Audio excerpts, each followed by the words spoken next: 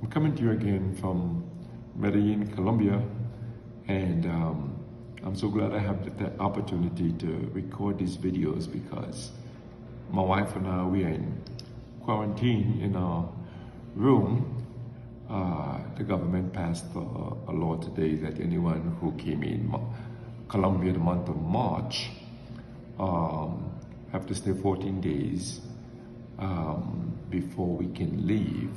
So we are so happy we enjoyed this 14 days of quarantine, and we still have the freedom to do a lot of things, but our quarantine is going to be over shortly, but we're good to go.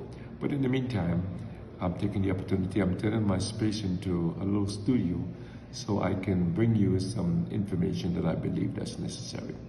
First of all, I am very excited of what the Lord is doing because I believe in God, I have the faith of God, and if I'm on this earth when Jesus comes back, I want him to find faith in me, because that's one of the questions he asked. When he returned, will he find faith on earth? I want my faith to be strong. We need to remember, like I said in the last video, that the earth is the Lord's.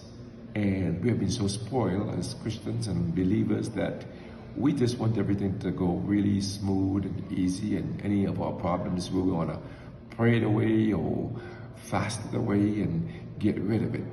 But there comes a time that the Bible speaks about, that in the end time, that things are going to happen.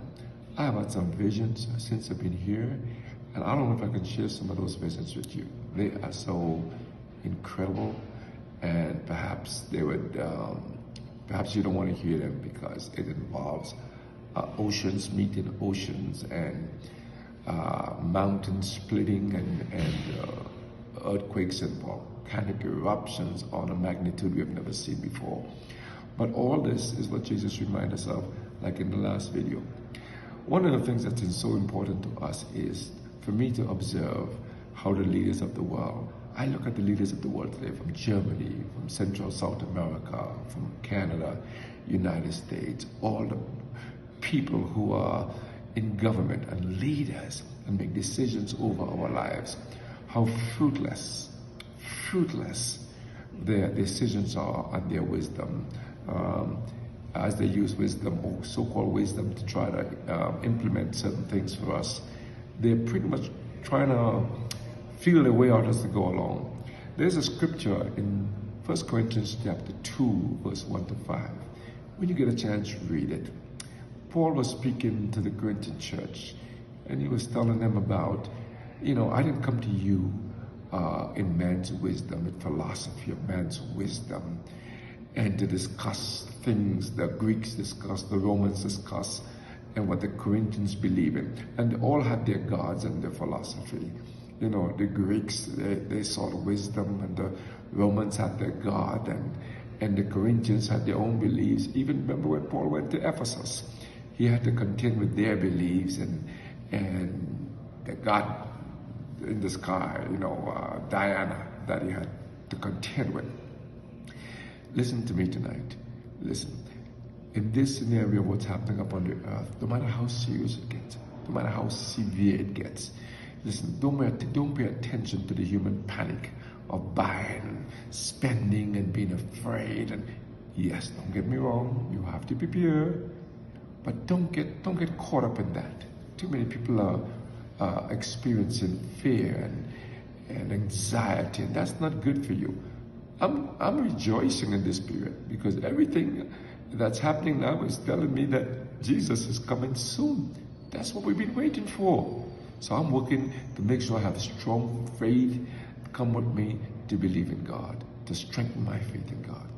And so what we're seeing now is God is exposing the wisdom of man.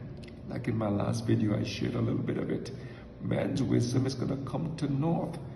And what Paul was saying in these verses, that the wisdom of man cannot stand in the presence of God.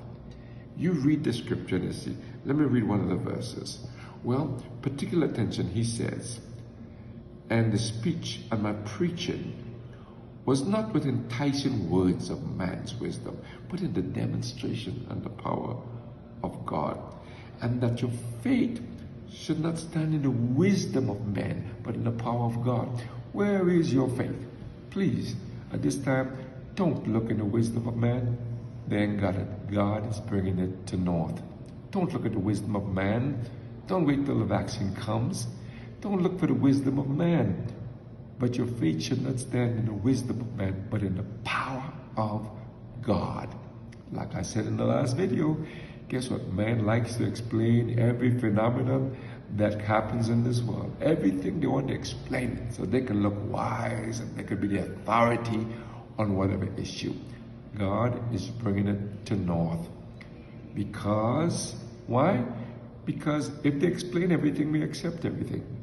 You know, I remember when I was a child growing up with my siblings, and a little kid, when it was raining and thundering, we all ran under the bed. We laugh at it now, but we ran under the bed from the thunder and the lightning.